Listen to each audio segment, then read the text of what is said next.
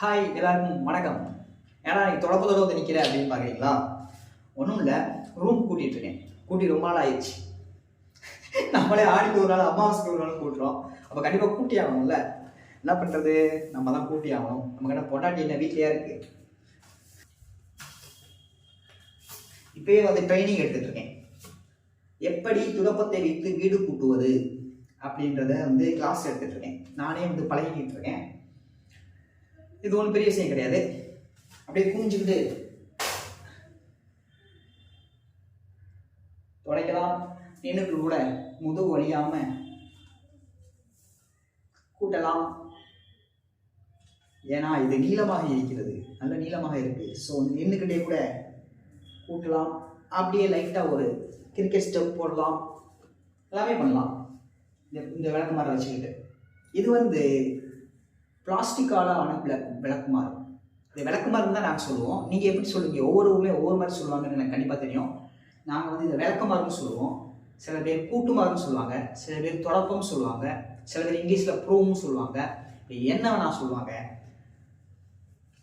நீங்கள் இதை எப்படி சொல்லுவீங்க அப்படின்றது கமெண்ட் பாக்ஸில் சொல்லுவாங்க. என்னால் அடிக்கடி இந்த விளக்குமாறை இப்படி இப்படி காட்டுறியே, எங்களை எதுவும் அடிச்சிடாத அப்படின்னு உங்கள் மைண்ட் வாய்ஸ் கேட்குது. உங்களெல்லாம் அடிக்க மாட்டேன்.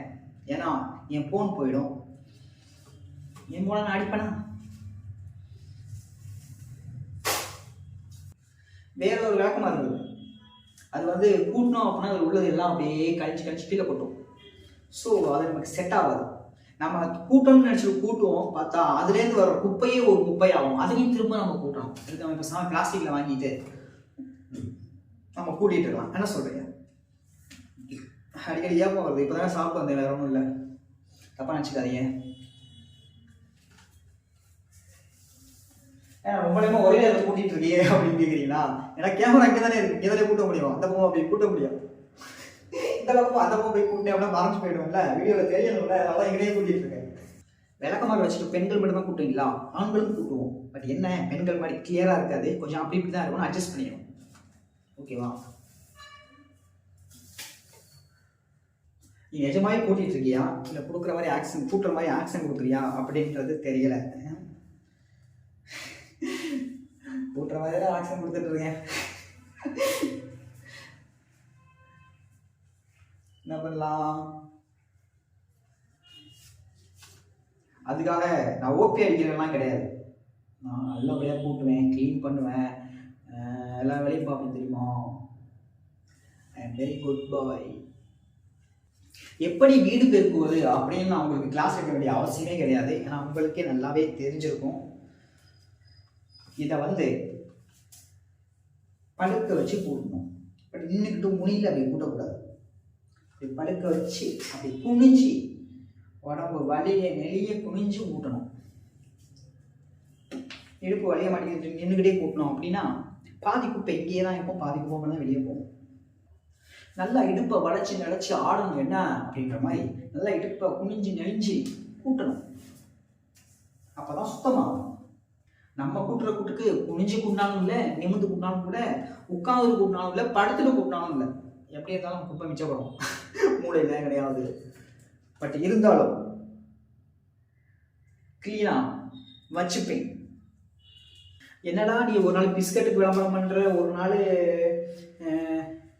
மறந்துட்டேனே, என்ன பண்ண நேற்று வீடியோ? ஐயோ மறந்து போச்சே.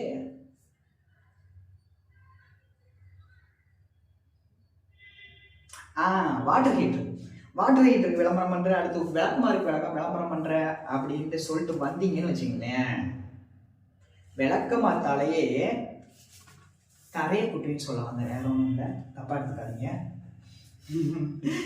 Anything is better then nothing இல்லைங்களா? எதுவுமே போடாம இருக்கிறதுக்கு இதையாவது போடுறேன் விழுகிற.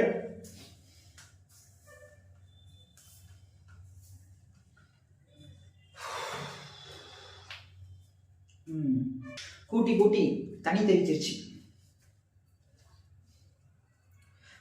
கூட்டி கூட்டி தண்ணி தெரிச்சிருச்சு. பெரிய வேலை பார்த்துட்டேன்.